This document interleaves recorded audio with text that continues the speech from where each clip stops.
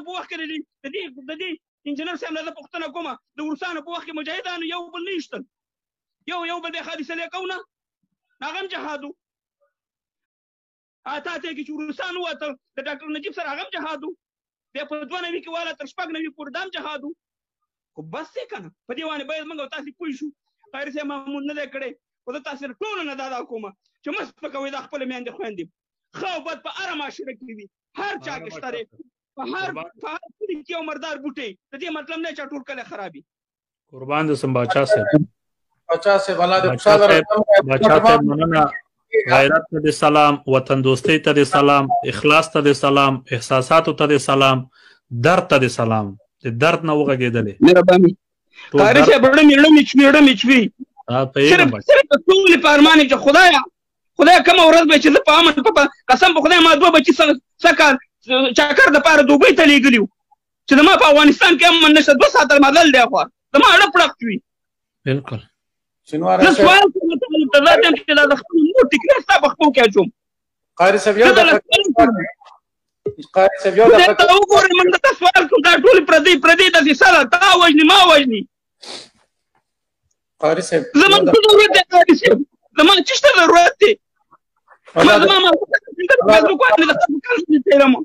خو د خپل وطن په غاړه باندې چې خلکو دنیا مزه یې وکړي انا پرېږدئ مه پکې صاحب مهربانه مکتب پرېږدئ مه پکې پول پرېږدئ راځئ چې دا شی وکړو چې وځو چې سپلی به پخپو کوو چې رانه وځو سپلی به وباسو ځکه چې دا موږ هر یو دا اسلام کوو همدغه اسلام په 2 نوي کې راغی همدغه کابل کې تاسې دا ویډیوګانې وګورئ ویل زموږ هغه ورسان او کمرسان هم قبول دي خو ستاسې دا اسلام هم نه دی قبول همدغه 2 نوي کې په توبو باندې خلک په دې اسلام باندې زه انجینر صاحب ته احترام لرم زما مقصد انجینر صاحب نه دی زما مقصد د انجینر صاحب نه یو سوال دی چې انجینر صاحب چې تا نن دا دومره غټ دغه ولګو الزام یا دغه تا په 2 نوي کې چې دا بسونه ډکېده او ښکته پاکستان ته دا خلک ته د عزت دپاره خپل د ډوډۍ دپاره خپل عزت خرڅولو دا د چا د لاسه دا کارونه وشو او روسانو وکړه که امریکانیانو وکړه دا اسلام آباد کې دا د خپل عزت دپاره د خپل ډوډۍ 2 وخته ډوډۍ پیدا کړه د عزتونه لیلام نه کړه دا په ایت آباد کې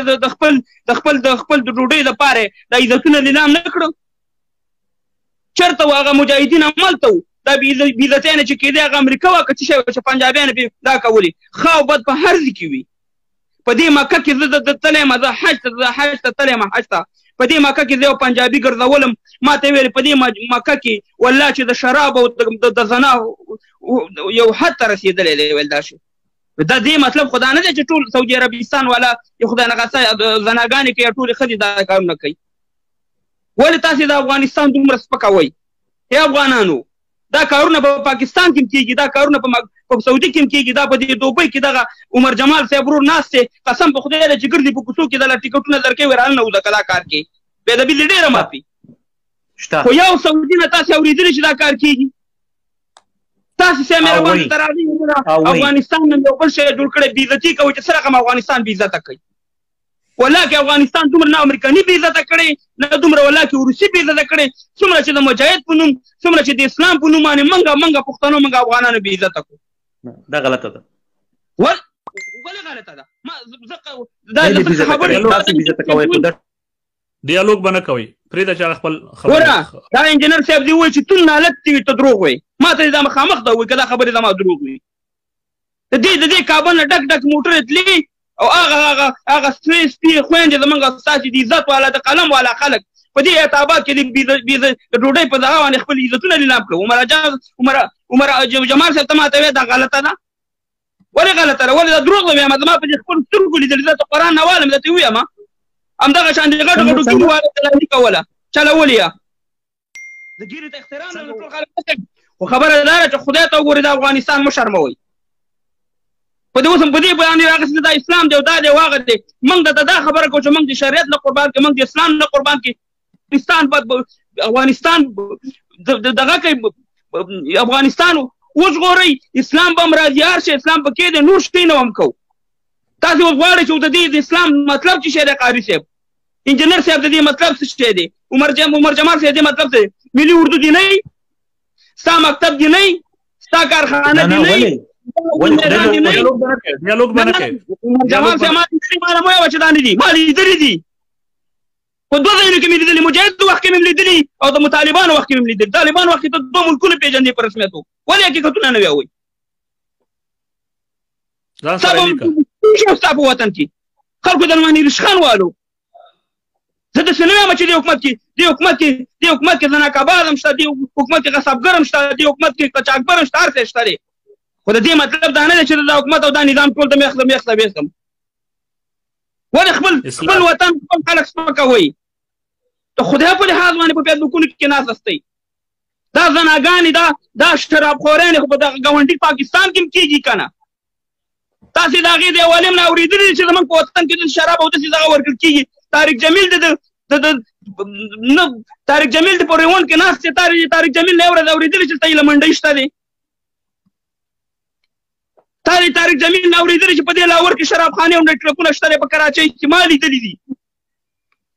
ولې موږ خپل وطن سپک کړو؟ هر څه به کوو موږ ته اول اسلام دی، اول دین دی، خو خدای ته وګورئ خپلې خویندې خپله میندې مه سپکوئ. د دې مجاهدینو په وخت کې د ټول مجاهد نښه د حق مجاهد ته د حق مجاهد چې اوس هم یو که هغې وخت کې مو تر اته اتیا پورې د هغې ته احترام لرم، خو قسم په خدای چې د جنکۍ څه کې چالکان هم ساتلي وو. زه دله قسم خورم چې یوکرین کې ماته یو سړي قصه وکړه، وایي 15 قماندانان راغلي، مشهور راته وخوړه د افغانستان. وایي په خدای چې دلته د خوب غوښه وخوړه، شراب یې وڅښل، په خدای کې نو که د هغې نه پس یې جنکو سره زنا وکړه. د دې مطلب خو نه چې ټول مجاهد خراب وو. زه تاسې نه دا د ورورۍ په حساب دا وایم چې خدای ته وګورئ د افغانستان مه سپکوئ.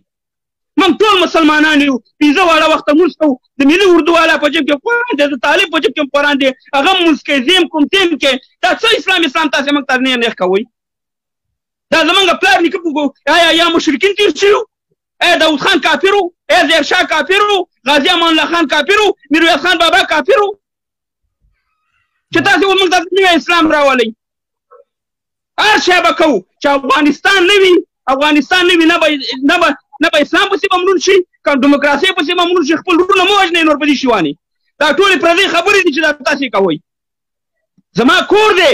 قاري صاحب زما ورور دی، انجینر صاحب زما ورور دی، عمر عبدالجمال صاحب زما ورور دی، طالبان زما ورونه دي. هر شی به کوو، دلته به خپل کور کې به کوو. اول زموږ او ستاسې لپاره دا چې دا مردار خواره زموږ د وطن نه راشي، موږ او تاسې یو سولې ته دغه ته ورسېدو، اوربند ته. هر شی کېږي زموږ په لاس کې دي ورونو. زموږ نه خو څوک افغانستان وړی نه شي. تاسې ډېر خاینان لاله افغانستان یې خرڅ کړو، د چا پلار هم افغانستان نه شي خرڅولی. څوک به کوشش به کوي، مګر همدلته زمری شته بیرته یې ګټي. بس دی نور خدای په لحاظ باندې د خپلې خویندې میندې مه سپکوئ ورونو. دا مو یې وه چې دا دلته چې واده شوي، دا په هر ځای کې کېږي. په مدینه کې کېږي، په سعودي کې کېږي، په ابوظبي کې کېږي، په قطر کې کېږي، په ټوله دنیا کې کېږي. په خدای راستي ده چې د ټول روم نه زیاته عیاشي په دوبۍ او په دې ځایونو کې ده. هلته ورور هغې د هغې ملا مزې وکړې، زما ملا ټوپک اچولی غاړې ته قاري. د هغې ملا ته ښایسته کور موجود دی، د هغې ملا ته ښایسته زندګي موجوده ده، 3 4 ښځې کړي دي، ژوند زندګي جوړه ده. زما ملا په غر کې ناست دی، ډېر ټوپک ورسره دی. بالکل زما ځوانان وروره د کیلو موټر چلوي، د قلم په ځای ورسره ټوپک دی. دلته خلک کمپیوټر ته ناست دي، ښایسته دریشي، ښایسته د ژوند او زندګۍ نه خوند واخیستو. موږ ولې دا د جهاد ایات ماته یو افغانستان ته راغلي؟